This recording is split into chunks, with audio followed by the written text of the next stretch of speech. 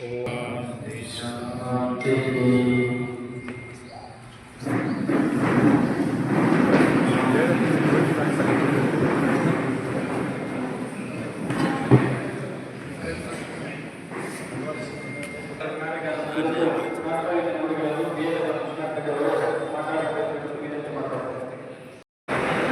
ಎಷ್ಟು ಬೂತ್ ಕಮಿಟಿಗಳಾಗಿದ್ದಾವೆ ಮತ್ತು booth ಕಮಿಟಿಗಳು voter list ಎಷ್ಟು ಬೂತ್ ಕಮಿಟಿಗಳಿಗೆ ಸೇರಿದೆ ಇದು ಸ್ವಲ್ಪ ಆಗಬೇಕು. ಮತ್ತು ಸಾಧ್ಯವಾದರೆ ಯಾವುದಾದ್ರು ಬೇಸ್ ಏನಾದರೂ ಮಾಡಿದಾರಾ ಅಥವಾ ಇಲ್ವಾ? ಈಗ ಬೂತ್ ಕಮಿಟಿನೇ ಇಲ್ಲ ಅಂತಂದರೆ ನಾವು SIR ಏನು ಮಾಡೋದು?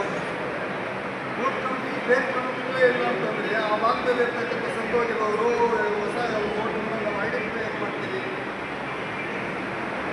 ಮೊದಲಿಗೆ ಬೂತ್ ಕಮಿಟಿ ಆಗಬೇಕು.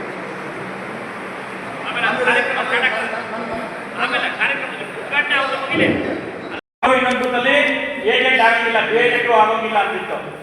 ಆದರೆ ಈ ಥರ ಅದಿಲ್ಲ. ಇವತ್ತು ಚುನಾವಣೆ ಆಯೋಗ ಈ ಬೂತವರು ಇನ್ನೊಂದು ಬೂತಲ್ಲಿ ಬೇಜೆಂಟು ಆಗ್ಬೋದಿದೆ.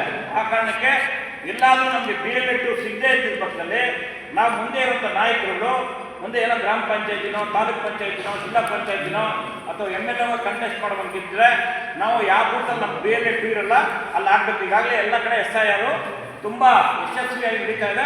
ಅದು ಮುಳುಬಾಗಿಲು ಕ್ಷೇತ್ರದಲ್ಲಿ ಆಗಬೇಕು. ವೋಟ್ ಅಲ್ಲಿದ್ದವರು ನಮ್ಮ ಊರು ಅಲ್ಲಿದ್ದವ್ರನ್ನ ಕಡಾಖಂಡಿತವಾಗಿ ಅವ್ರು ಎಂಥ ಬಲಾಢ್ಯ ಆಗಲಿ ನಾವು ಬಿಡಬಾರ್ದು. ಅದು ಡಿಲೀಟ್ ಆಗಲೇಬೇಕು. ಅದು ರಾಜಿ ಇಲ್ಲ.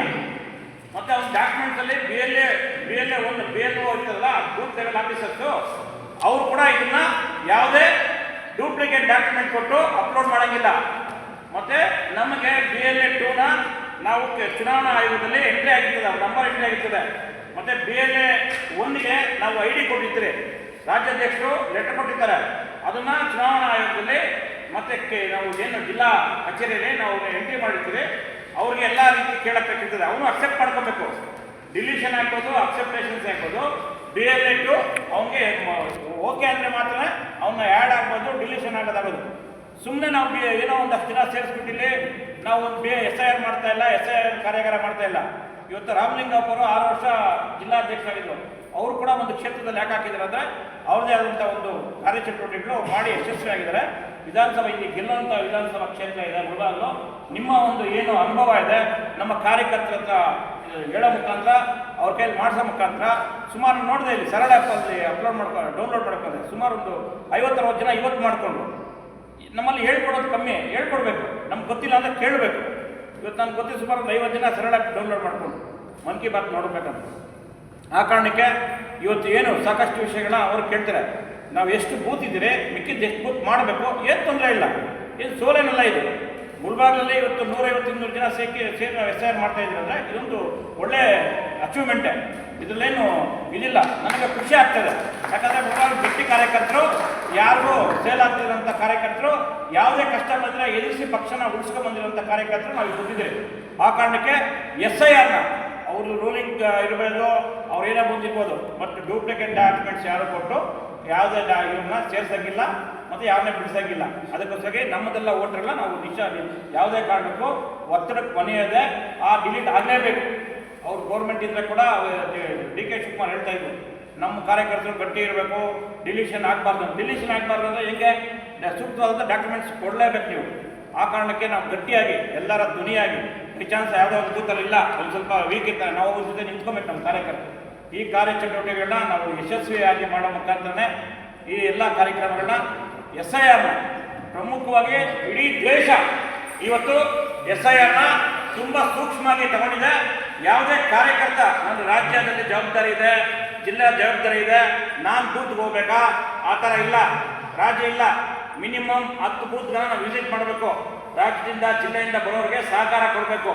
ಸಹಕಾರ ಕೊಟ್ಟು SIRಲ್ಲಿ ಏನು ಓಟ್ ಇದೆ ಅವ್ರನ್ನ ಅಲ್ಲೇ ಇಳಿಸ್ಬೇಕು. ಓಟ್ ಇದ್ದನ್ನು ಡಿಲೀಟ್ ಮಾಡಲೇಬೇಕು. ನಾವೆಲ್ಲ ಸಹಕಾರ ಕೊಡ್ತೀವಿ. ನಿಮಗೆಲ್ಲ ಆ ಶಕ್ತಿ ಇದೆ.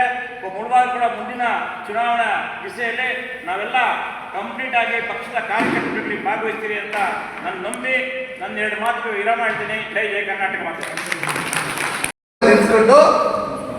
ತುಂಬಿಸ್ಕೊಂಡು ಕರ್ಕೊಂಡು ಹೋಗ್ತಾರೆ ಅಂದರೆ ನೀವು ಅರ್ಥ ಮಾಡ್ಕೊಳ್ಳಿ ಅವ್ರ ಮೆಂಟಾಲಿಟಿ ಯಾವ ಥರ ಇದೆ.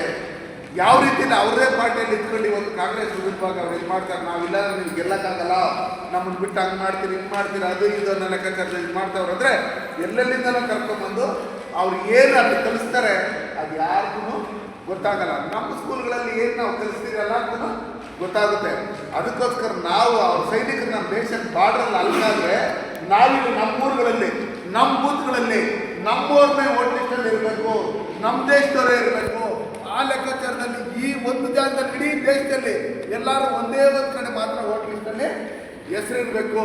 ಆ ಅಪ್ಲಿಕೇಶನಲ್ಲಿ ನಾವು ಸೈನ್ ಹಾಕ್ಕೊಂಡು ಎಡಕೈದು ಎಬ್ಬೆಟ್ಟು ತಮ್ಮ ಹಾಕ್ಸ್ಕೊತೀರಿ. ಯಾಕಂದರೆ ಈ ದೇಶದಲ್ಲಿ ಇಲ್ಲಿ ಒಂದು ಜಾಗದಲ್ಲಿ ಬಿಟ್ಟು ಎಲ್ಲೂ ನಮ್ಮದು ವೋಟ್ ಲಿಸ್ಟಲ್ಲಿ ಹೆಸರಿಲ್ಲ ಅಂತ ಹೇಳಿ ಒಪ್ಪಿ ಅವ್ರು ಸೈನ್ ಹಾಕಿ ತಪ್ಪು ಕೊಡ್ತಾರೆ ಅಲ್ಲಿ.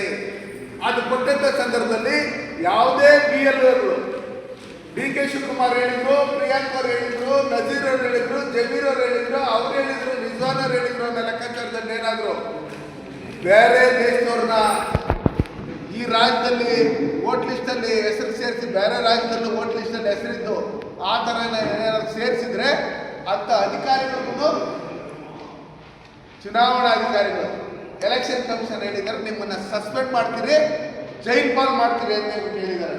ಅದಕ್ಕೆ ನಾವು ನಿಮ್ಗೆ ಹೇಳೋದಿಷ್ಟೇ, BLA 2ಗಳು ಏನಿದ್ದೀರಿ, BLA 1 ಏನಿದ್ದೀರಿ, ಅವ್ರ ಜೊತೆಲಿ ಬಂದಿರ್ತಕ್ಕಂಥ ಮುಖಂಡರು ನೀವು BLA 2 ಇಲ್ಲ ಅಂದ್ರೂ ಆ ಊರುಗಳಲ್ಲಿ ವೋಟ್ ಹಾಕೋ ಕೆಪಾಸಿಟಿ ಇರ್ತಕ್ಕಂಥವ್ರು, ಗ್ರಾಮ ಪಂಚಾಯತಿ ಮೆಂಬರ್ ಮಾಡೋಂಥವ್ರು, ತಾಲೂಕ್ ಪಂಚಾಯತಿ ಮೆಂಬರು, ಜಿಲ್ಲಾ ಪಂಚಾಯತಿ MLAಗಳು ಮಾಡ್ತಾವ್ರು, ಕೆಪಾಸಿಟಿ ಇರ್ತಕ್ಕಂಥವ್ರು ನೀವೆಲ್ಲರೂ ಇರ್ತಕ್ಕಂಥವ್ರು ನೀವೆಲ್ಲರೂ ಒಟ್ಟಿಗೆ ಸೇರಿದ್ರು ಅವ್ರಿಗೆ ಯಾರಿಗೂ ಹೊಡ್ಸ್ಬಿಟ್ಟವ್ರು ಅವ್ರು ಮಾಡಲೇ ಅನ್ನೋ ಲೆಕ್ಕಾಚಾರದಲ್ಲಿ ದಯವಿಟ್ಟು ಸುಮ್ಮನೆ ಇರ್ಬಿಡ್ದು. ನೀವೆಲ್ಲ ಇದನ್ನು ಓಡಾಡಿ ಫಿಲ್ಟರ್ ಮಾಡಿದರೆ 100% ನಾವು ಬರೋಂಥ ಚುನಾವಣೆಯಲ್ಲಿ ಇಲ್ಲಿ MLA ಎಲೆಕ್ಷನಲ್ಲೂ ನಾವು ಗೆಲ್ತೀರಿ. ಅದಕ್ಕೋಸ್ಕರ ನೀವೆಲ್ಲರೂ ಒಗ್ಗಟ್ಟಾಗಿ ಈ ಏನು ಮತಪತ್ರ ಪರಿಷ್ಕರಣೆ ಕಾರ್ಯಕ್ರಮ ಏನೀಗ ಶುರು ಆಗ್ತಾ ಇದೆ, 29ರಿಂದ ಶುರು ಆಗ್ತಾ ಇದೆ. ದಯವಿಟ್ಟು ಏನೇ ಕೆಲಸ ಇದ್ರೆ ದಿನಕ್ಕೆ 1 ಅವರ್ 2 ಅವರ್ ನಿಮ್ಮ ಬೂತ್ಗಳಲ್ಲಿ ಟೈಮ್ ಕೊಟ್ಟು ಎಲ್ಲೆಲ್ಲಿ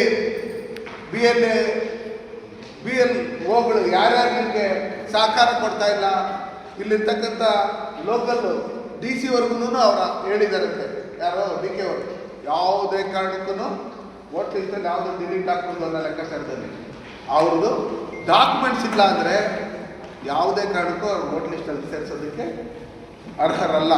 ಅದಕ್ಕೋಸ್ಕರ ಅದನ್ನೆಲ್ಲ ನೀವು ಲಿಸ್ಟ್ ಮಾಡಿ ಕೊಡೋವಾಗ, ಲಿಸ್ಟು ಫಿಲ್ ಮಾಡೋವಾಗ, ಮತ್ತೆ ವಾಪಸ್ಸು ನೀವು ಕಲೆಕ್ಟ್ ಮಾಡೋವಾಗ ಇಲ್ಲಿ ಕೊಟ್ಟಿದ್ದಾದ್ಮೇಲೆ ಮತ್ತೆ ಅವ್ರು ನಿಮ್ಮ ಕೈ ಕೊಡ್ತಾರೆ. ಅವಾಗೂ 3-4 ದಿನ ಟೈಮ್ ಇರ್ತದೆ. ಅದನ್ನೆಲ್ಲ ಇಟ್ಕೊಂಡು ನೀವು ಯಾರ್ಯಾರು ಡಿಲೀಟ್ ಮಾಡ್ಬೇಕಂತ ಹೇಳಿ ಕೊಟ್ಟಿದ್ರಿ, ಯಾರ್ಯಾರು ಡಿಲೀಟ್ ಮಾಡಿಲ್ಲ, ಯಾಕೆ ಮಾಡಿಲ್ಲ, ಅವ್ರದ್ದೇನು ಡಾಕ್ಯುಮೆಂಟ್ಸ್ ಐತೆ ಅದನ್ನು ನೀವು ಪರಿಷ್ಕರಣೆ ಮಾಡಿ ಅಲ್ಲಿ ಒಂದು ವೇಳೆ ಏನಾದರೂ ಪ್ರಾಬ್ಲಮ್ ಏನಾದರೂ ಆಗಿತ್ತಂದರೆ ನಮ್ಮ ಜಿಲ್ಲಾಧ್ಯಕ್ಷರಿಗಾಗಲಿ, ನಮಗಾಗಲಿ, ನಮ್ಮ ಮುಖಂಡರುಗಳಿಗಾಗಲಿ ವಿಷಯ ತಿಳಿಸಿದಂಥ ಸಂದರ್ಭದಲ್ಲಿ ಯಾವ್ಯಾವ ಬೂತ್ಗಳಲ್ಲಿ ಕಾನೂನು ಬಾಹಿರವಾಗಿ ಇವ್ರನ್ನ ವೋಟ್ ಲಿಸ್ಟಿಗೆ ಸೇರಿಸಂಥ ಕೆಲಸಗಳನ್ನು ಅಧಿಕಾರಿಗಳನ್ನ ಶಾಮಿಲ್ ಮಾಡ್ಕೊಂಡು ಮಾಡ್ತಾ ಇದ್ದಾರೆ ಅಂತ ಹೇಳಿ ನಾವು ಎಚ್ಚೆತ್ಕೊಂಡು ಅದು ವಿರುದ್ಧವಾದಂಥ ಹೋರಾಟಗಳು ಮಾಡಿ ಅವ್ರನ್ನ ವೋಟ್ ಲಿಸ್ಟಿಂದ ತೆಗೆಸಿ ನಮ್ಮ ದೇಶದ ಜನ ರಕ್ಷಣೆ ಸಂರಕ್ಷಣೆ ಎಲ್ಲರೂ ನಾವು ನೆಮ್ಮದಿಯಿಂದ ಇರೋದಕ್ಕೆ ಒಂದು ಸಂವಿಧಾನದ ಅಡಿಯಲ್ಲಿ ಒಳ್ಳೆ ರೀತಿಯಲ್ಲಿ ಚುನಾವಣೆ ಆಗೋದಕ್ಕೆ ಅನುಕೂಲ ಮಾಡಿಕೊಡ್ಬೇಕು.